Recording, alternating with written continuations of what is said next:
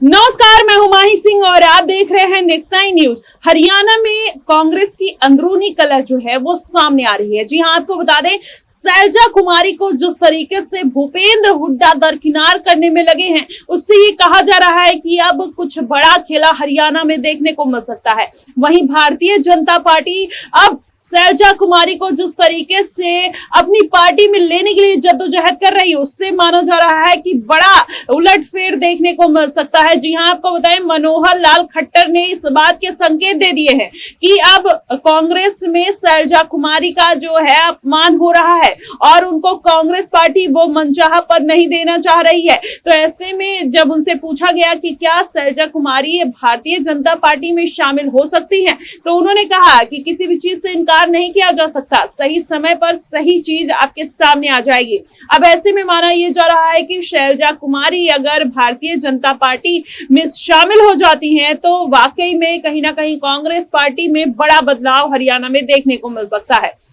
अगर ऐसा हुआ तो इसका प्रभाव भी हरियाणा के चुनाव में पड़ेगा और कांग्रेस पार्टी की मुश्किलें बढ़ती हुई नजर आएंगी। उसके साथ ही अगर देखा जाए तो अभी जो समीकरण हरियाणा में बन रहे हैं, उससे ये कहा जा सकता है कि हरियाणा के लोग भी अभी ये समझ गए हैं कि शैलजा कुमारी हो या भूपेंद्र हुड्डा हो या भारतीय जनता पार्टी, जो जनता के लिए बेहतर काम करेगी उनको इस चुनाव में जिताया जाएगा। क्योंकि इस बार का जो चुनाव है वो बेहद अलग माना जा रहा है। आम आदमी पार्टी, कांग्रेस पार्टी और फिर मायावती की नीलो पार्टी और जेजेपी पार्टी, जिसमें चंद्रशेखर आजाद भी शामिल है, भारतीय जनता पार्टी, इतने पार्टियां हैं और कहीं ना कहीं जाति के नाम पर वोट बैंक को साधने का प्रयास कर रहे हैं। लेकिन इस बार माना यह जा रहा है कि समीकरण बहुत अलग होने वाले हैं। क्या भारतीय जनता पार्टी जिस तरीके से शैलजा कुमारी को अब बीजेपी में लाने की तैयारी कर रही है, तो क्या नायब सिंह सैनी का पत्ता साफ हो सकता है? वहीं मनोहर लाल खट्टर जिस तरीके से शैलजा कुमारी की तारीफ करते हुए नजर आ रहे हैं, क्या इससे साबित हो रहा है कि कांग्रेस पार्टी में भी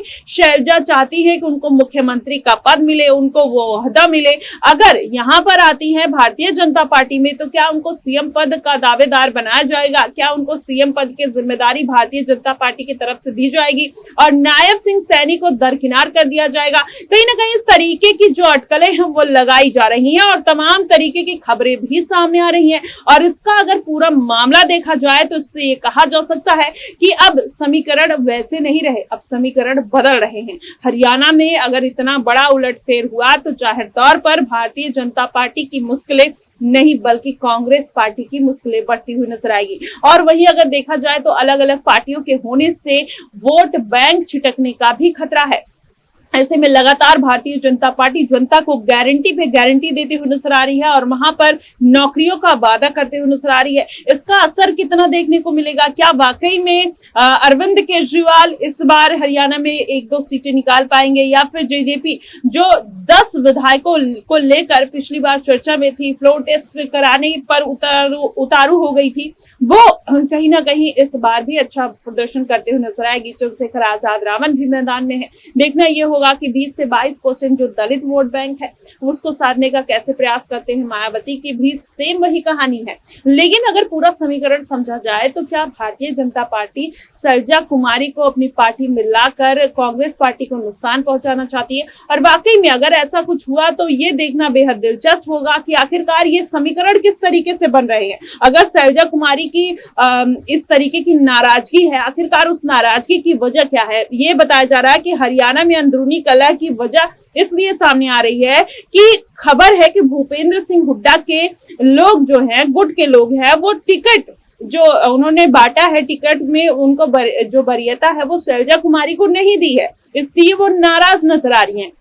अगर वो इतनी बड़ी नेता हैं, सीएम पद के दावेदार के तौर पर सामने आ रही हैं, तो उनको किसी भी तरीके का पद ना मिलना कहीं ना कहीं इस बात की तरफ संकेत दिलाते हैं कि भूपेंद्र हुड्डा नहीं चाहते हैं कि शैलजा कुमारी सामने आए, आगे आए और उनका जो एक मुख्यमंत्री बनने की दावेदारी है वो खत्म होती हुई नजर आए। कहीं ना कहीं यही बात ध्यान में रखकर भूपेंद्र हुड्डा उनको दरकिनार कर रहे हैं और शैलजा कुमारी इसी बात से नाराज हैं, इसी बात को लेकर अड़ी हुई हैं। अब भारतीय जनता पार्टी अगर उनको ये बड़ा मौका दे देती है तो जाहिर तौर पर हरियाणा के समीकरण बदल जाएंगे और नायब सिंह सैनी के भी समीकरण बदलने के चांसेस नजर आ रहे हैं। फिलहाल देखना दिलचस्प होगा कि हरियाणा में इस बार किस तरीके के समीकरण बनेंगे।